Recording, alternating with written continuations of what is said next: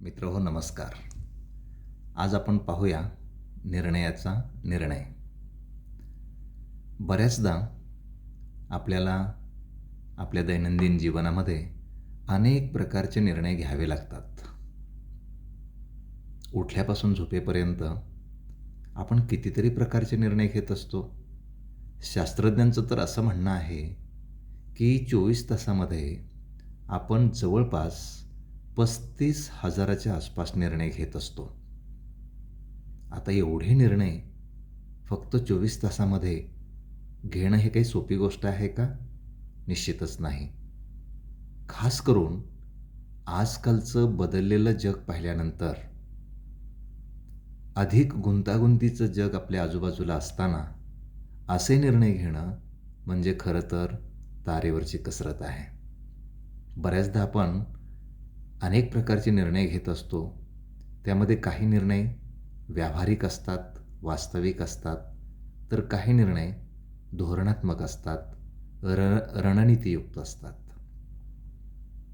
पण बदललेली गुंतागुंतीची आजूबाजूची परिस्थिती आणि त्यामुळे आपल्याला अनेक प्रकारचे पर्याय उपलब्ध झालेले आहेत. एखादी गोष्ट सोडवण्यासाठी पूर्वी एखादाच पर्याय असायचा. आता त्या बाबतीत एकापेक्षा जास्त 10, 20, 50, 100 असे पर्याय असू शकतात.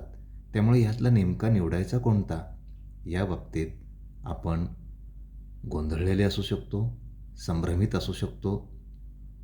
बहुपर्यायी प्रश्नांच्या परीक्षेसारखं त्यामुळे आपलं आयुष्य झालेलं आहे. योग्य निर्णय योग्य वेळेत त्यामुळे आपल्याला घेता येत नाही. आणि जर आपण योग्य वेळी योग्य निर्णय घेऊ शकलो नाही तर त्याचा परिणाम किंबहुना अनिष्ट परिणाम आपल्या भवितव्यावरती, आपल्या भविष्यावरती सुद्धा होऊ शकतो. शास्त्रामध्ये निर्णयाचे 3 प्रकार सांगितलेले आहेत. त्यापैकी पहिला महत्त्वाचा निर्णय म्हणजे निर्णयच न घेणे. म्हणजे काय बरं? अशा प्रकारच्या व्यक्ती एखाद्या विषयावरती निर्णयच घेऊ शकत नाहीत. ज्याला आपण मराठीमध्ये कुंपणावरती बसून राहणे म्हणतो. त्यांचा निर्णय होईही असत नाही आणि नाही हा सुद्धा असत नाही. म्हणजेच निर्णय घेण्याचे टाळणे हा त्यांचा मुख्य निर्णय असतो. याला इंग्रजीत आपण इनडिसायसिव्ह डिसिजन असं म्हणू शकतो. दुसरा प्रकार जो आहे तो मात्र बरोबर याच्या दुसऱ्या टोकाचा आहे. एखाद्या विषयाबाबतीत व्यक्ती पटकन निर्णय घेते, मागचा पुढचा कुठलाही विचार न करता, त्याच्या परिणामांची तमा न बाळगता आलं मनामध्ये आणि घेतला निर्णय. जो होगा वो देखा जाएगा या प्रकारच्या भावनेतून असे निर्णय घेतले जातात. त्यातल्या पर्यायांची छाननी केली जात नाही, त्याच्या परिणामांचा विचार केला जात नाही. अशा प्रकारच्या निर्णयाला आपण इम्पल्सिव्ह डिसिजन मेकिंग असं म्हणू शकतो. तिसरा कुठला बरं प्रकार आहे? ह्या तिसऱ्या प्रकारामध्ये मध्यम मार्ग स्वीकारला जातो. म्हणजे निर्णय न घेण्याचंही टाळलं जातं आणि घाई गडबडीत निर्णय घेण्याचं सुद्धा टाळलं जातं. अर्थात आत्मपरीक्षण करून, बऱ्या वाईटाचा विचार करून,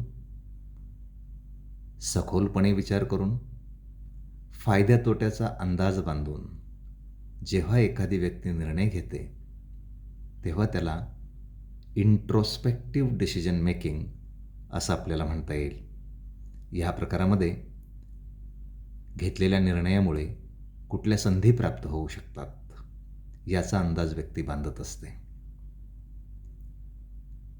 त्या निर्णयामुळे कुठले परिणाम होऊ शकतात, चांगले आणि वाईट, याच्या बाबतीत चिंतन केलं जातं आणि मग एक कॅल्क्युलेटिव्ह डिसिजन ज्याला म्हणता येईल असा निर्णय म्हणजेच इंट्रोस्पेक्टिव्ह डिसिजन मेकिंग.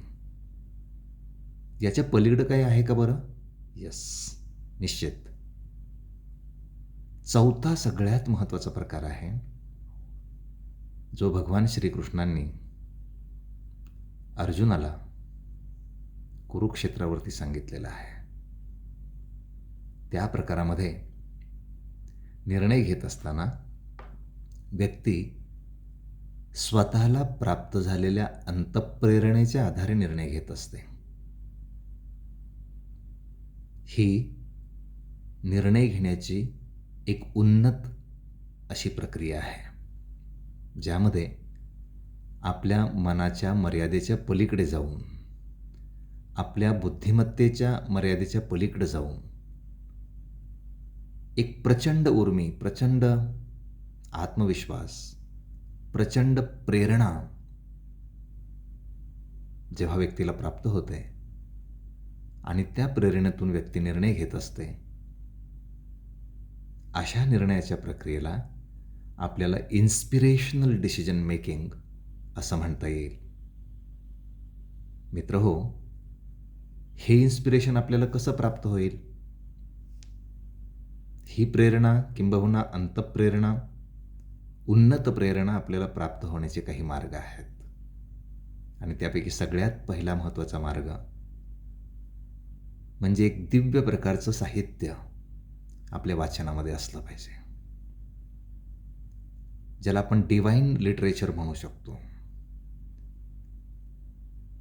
2 आपल्याला मार्गदर्शन करणारी व्यक्ती किंबहुना ज्याला आपण गुरु म्हणू,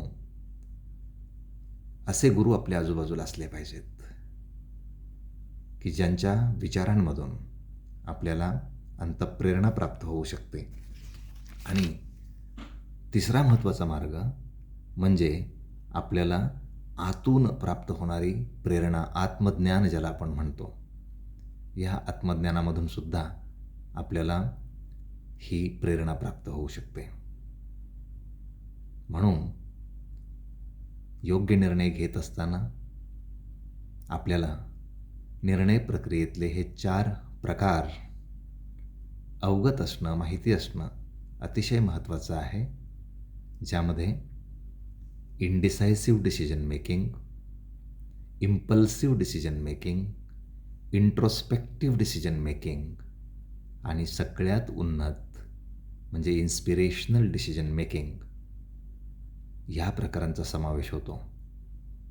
मला असं वाटतं याबाबत आपण सर्वांनी जर अधिक जाणून घेतलं तर खरोखर आपण योग्य निर्णय योग्य वेळी घेऊ शकतो आणि आपले भविष्य घडवू शकतो. ऐकल्याबद्दल धन्यवाद.